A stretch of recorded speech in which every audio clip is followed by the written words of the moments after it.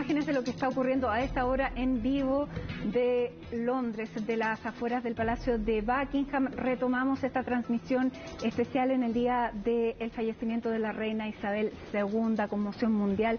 A los 97 años ha muerto la soberana más longeva en la historia británica, la que ha encabezado un reinado más largo, 70 años que se celebraron en grande este año, y junto a Jacinta Molina vamos a conversar a partir de ahora con el doctor en historia José Manuel Cerda. José Manuel, gracias por este contacto, muy buenas tardes. Buenas tardes. Hola, ¿qué tal? ¿Cómo están? Muy buenas tardes y gracias por la invitación a conversar con ustedes sobre este tema. José Manuel, ¿cómo podríamos definir lo que fueron estos 70 años de la reina Isabel II como monarca? Quizás algo de eso nos dicen las diversas muestras de cariño que vemos todavía a esta hora en las afueras del Palacio de Buckingham. Por cierto, la reacción de varios líderes internacionales, pero ¿cómo podríamos definir lo que fue precisamente su monarquía y también lo que viene para el futuro, para el ahora ya rey Carlos III? Bueno, la verdad es que no es fácil hacerlo. Generalmente estamos acostumbrados a periodos de gobierno mucho más cortos. Aún así se hace complejo definir lo que ha sido una presidencia. Por ejemplo, imagínese usted un reinado, además universal, con consecuencias universales, digamos, de 70 años. Yo creo que hay dos conceptos que pueden intentar resumir un poco lo que fue el reinado de Isabel II. Uno es el sentido de responsabilidad y la conciencia de las funciones que ella asumió como soberana, postergándose, abnegándose, postergando ese vínculo familiar íntimo con sus hijos para poder cumplir sus funciones de manera consistente, con una responsabilidad inquebrantable, que es realmente un ejemplo, digamos. Creo que también, en segundo término, es un gran ejemplo de liderazgo femenino.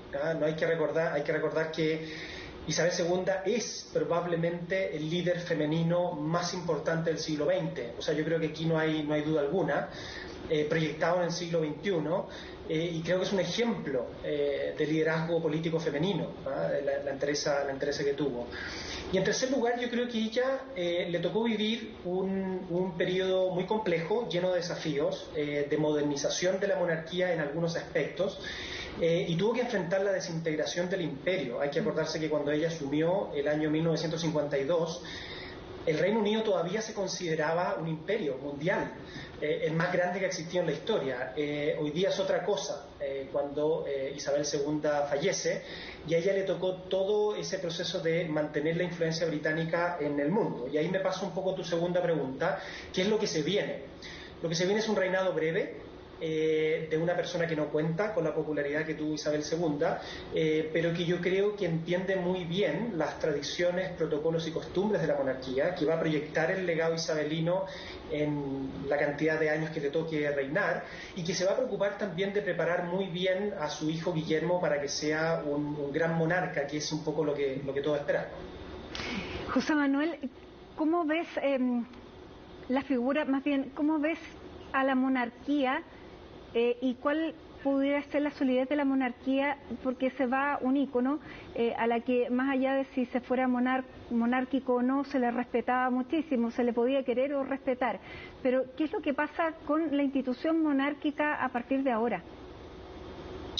Bueno, yo creo que la institución monárquica goza de una estabilidad y una solidez, precisamente porque monarcas como Isabel II se han dedicado a procurar esa estabilidad, o sea, a que la monarquía prevalezca como institución, que su estabilidad, que es evidentemente buena para el Reino Unido, se proyecte en el tiempo más allá de las personas que ejercen el cargo, y esto es tremendamente importante porque justamente el legado de Isabel II en pleno siglo XXI, habiendo sido la cabeza de una institución tan tradicional y milenaria como es la monarquía, es precisamente que llegue al trono de la manera más pacífica y estable que nos podemos imaginar el rey, ahora tenemos que llamarlo ya rey Carlos III. Y lo digo porque, bueno, yo me dedico a la historia medieval y no siempre ha sido el caso. De hecho, muchas veces el trono se ha disputado, se han generado guerras civiles, han habido pugnas entre distintas familias, hay reyes que han sido completamente indeseados, y el hecho de que la transición se haga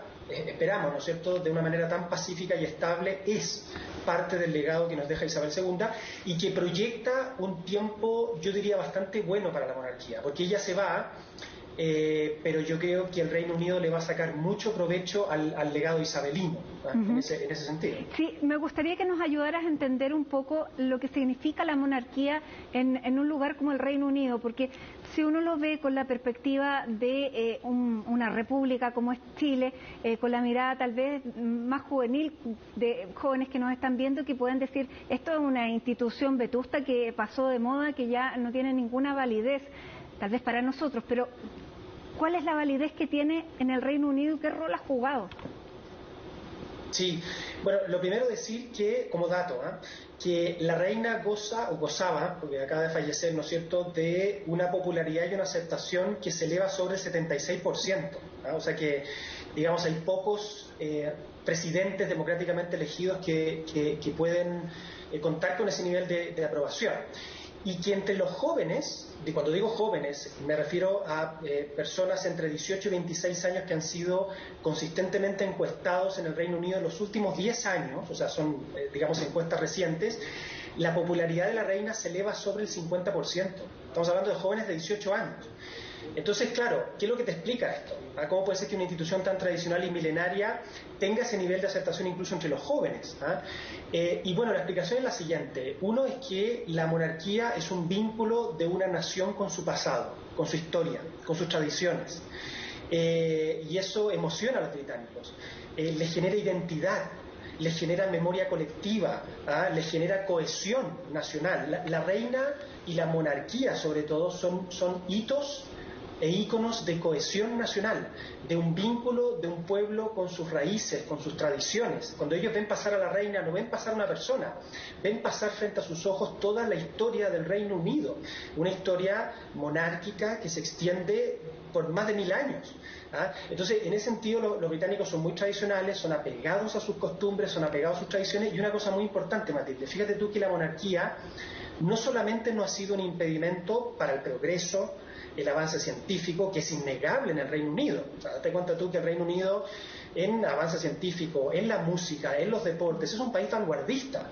La monarquía no solamente no se ha opuesto a esos desarrollos, sino que ha estado a la cabeza y ha estado plenamente identificada con todo el proceso de modernización del Reino Unido en los últimos 60 años. Entonces, creo que han sido capaces de mantenerse firmes y muy costumbristas en aquello que no puede cambiar, porque si no le quitaría identidad a la monarquía, pero han sido capaces también de detectar aquellos aspectos donde la monarquía se puede ajustar, se puede modernizar y apelar, digamos, a los grupos más jóvenes.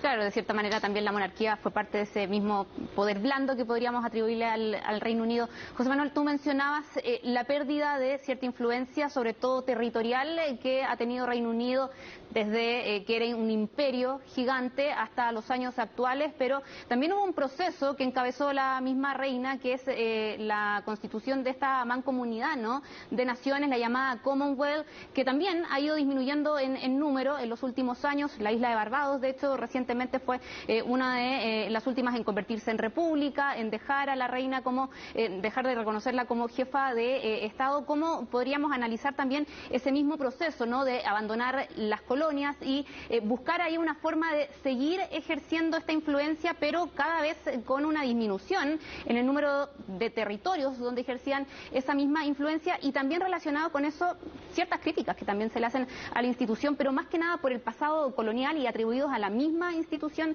monárquica?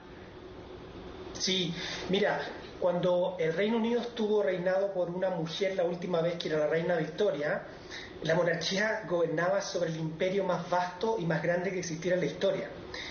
50, 60 años después, la reina Isabel II se ve enfrentada al desafío de la desintegración imperial, la independencia de la India, muchos otros países que se volvieron independientes del Reino Unido. Pero tú señalas una cosa muy importante: la gran labor y el gran éxito del liderazgo de Isabel II ha sido mantener la influencia del Reino Unido a través de la Mancomunidad de las Naciones y a través de la exportación de su cultura. Fíjate tú que hoy día está todo el mundo mirando esto. El Reino Unido ya no es un imperio, y sin embargo en todos los rincones del mundo esta es la principal noticia. ¿Cómo te explicas tú eso? Bueno, porque el Reino Unido, con la monarquía a la cabeza, con su liderazgo, con su consistencia, con su capacidad de tener política de Estado a largo plazo, en 70 años, ha sido capaz de cambiar, bueno, lo que yo llamo el rule Britannia, ¿no es cierto?, esa Britania colonial que se imponía, digamos, colonialmente al cool Britannia, ¿verdad? La Britannia de James Bond, la Britannia de las Spice Girls, la Britannia de una reina que se muestra moderna, capaz de ajustarse, capaz de empatizar con la gente, que está en los medios de comunicación, ¿no es cierto?, firmemente vinculada con eso. Ella permitió, hace unos 40, 50 años, que la BBC incluso tomara escenas familiares, íntimas, digamos, para que la gente conociera lo que pasaba dentro del Palacio de Buckingham. Entonces, creo que han reemplazado ese poder imperial que tenían, esa gran influencia y esa dominación imperial que tuvieron hasta hace unos 80, 90 años, por una gran influencia mundial a través de su cultura, ¿no? El deporte, como te decía, la música, piensa tú que The Queen, ¿no es cierto?, uno de los grupos más notables que hemos tenido en el siglo XX, es un tributo a la reina, por algo lleva ese nombre. Entonces hay un poco de parodia también, pero en el fondo todo este proceso de modernización del Britpop y todo eso va de la mano de una identidad nacional que está plenamente vinculada a la reina y no en su contra. Eso es un poco lo interesante. Ícono pop, sin duda. Y lo que tú contabas, y quisiera compartir con ustedes algo que comentabas tú también, hace un tiempo tuve que ir a cubrir el matrimonio de Katie Williams y fui al barrio de Camden Town, que es el barrio donde están toda la vanguardia, el movimiento punk. No había nadie que no quisiera a la reina y me llamó profundamente la atención. Todos iban a ver la ceremonia de alguna manera, lo sentían parte de su cultura, y más que querer a la nueva princesa que veíamos en Kate, una figura que también mediáticamente es muy atractiva, el cariño era la reina, a la abuela. Así que se dan esas paradojas también que a nosotros desde la lejanía nos resulta tan difícil tal vez de entender. Sí, tal cual. Y yo creo, Matilde, ahí que hay una lección que podemos tomar nosotros como chilenos y latinoamericanos, que digamos que el tema de las tradiciones y el tema de la historia. La historia es lo que generalmente une a los pueblos. No todo lo que ha pasado en la historia es fantástico, por supuesto que hay episodios que son para lamentar, por así decirlo, pero la historia es parte de la identidad nacional, ¿ah? Y ahora que en los tiempos recientes se ha cuestionado tanto esto, ¿no es cierto?, nuestros héroes nacionales, las estatuas y todo eso, conviene sentarse un segundo a reflexionar un poco, porque yo creo que lo que pasa mucho en Latinoamérica y en nuestros países, a diferencia de varios países europeos, es el considerar nuestra historia, ¿ah? Yo soy historiador y lo digo, digamos, con una convicción plena. Es muy importante saber quiénes somos, y no se puede, aunque suene un cliché, ¿no es cierto?, saber para dónde vamos si no sabemos de dónde venimos. Entonces yo creo que hay una lección importante de la mano de una mujer, ¿ah? Una mujer como Isabel II, que reinó durante 70 años y que nos da una lección de la permanencia en el tiempo, una lección de cierta prescindencia política, porque es una mujer que estaba en el fondo por sobre la política, en un Estado que hay una distinción importante entre lo que es el Estado y el gobierno. Ustedes saben, el líder del gobierno es el primer ministro y la cabeza de Estado es la reina. Esa división ha funcionado muy bien en el Reino Unido porque genera que la reina pueda dedicarse a las políticas de largo plazo, es decir, a las políticas de Estado, que lamentablemente en muchos de nuestros países hace muchísima falta, ¿no es cierto?, con tanto cambio de gobierno y color político. Entonces, creo que aquí hay lecciones para aprender y como tú bien dices, tú te paseas por todo el Reino Unido, da lo mismo el estrato socioeconómico, la situación cultural, la región, incluso yo les comentaba, el grupo etario, y te vas a encontrar con una admiración o por lo menos con un respeto por la monarquía y por la reina. Y cuando se han hecho encuestas sobre la posibilidad del Reino Unido en convertirse en república, bueno, digamos esos referendos, esas encuestas han salido ampliamente rechazadas. José Manuel, también se ha hablado mucho del rol de su familia y del ya fallecido duque de Edimburgo, por ejemplo, en todas estas transformaciones que le tocó a ella misma liderar, o incluso el mismo proceso también de ascensión, ¿no?, con la llegada de la tecnología, sobre todo de la televisión, y también otros hitos que justo coincidieron con su llegada precisamente a el trono. ¿Qué tan verídico es eso también de la influencia que tuvo, en este caso, el duque de Edimburgo, precisamente en estos procesos que lideró la propia reina? Sí, mira, uno tiene la tendencia a pensar que los reyes no escuchan a nadie y que hacen lo que quieren. Es absolutamente lo contrario. O sea, el rey es la persona menos libre del mundo, está completamente pauteada por tradiciones, por protocolos milenarios, pesa sobre sus hombros toda una tradición de 50 reyes que han sido, digamos, investidos con la máxima autoridad del Reino Unido, y por lo tanto escuchan muchísimo, y por eso que uno constantemente, ustedes lo habrán visto en la serie The Crown, ve a una serie de asesores, consejeros, a los que la reina les presta bastante oído, ¿ah? Y claro, gran parte de las cosas que hemos visto a lo largo de estos 70 años de reinado no solamente se deben a la reina, no solamente se deben a sus actitudes, a sus decisiones, ella es la que toma la decisión final, sino que también se debe al hecho de que la monarquía está configurada por una estructura milenaria que ha acumulado tanta tradición, tanta sabiduría, por así decirlo, que aunque se pueden equivocar, evidentemente, porque está hecha por seres humanos, dispone toda esa sabiduría acumulada durante siglos para asesorar a la reina, al monarca, hoy día a Carlos III,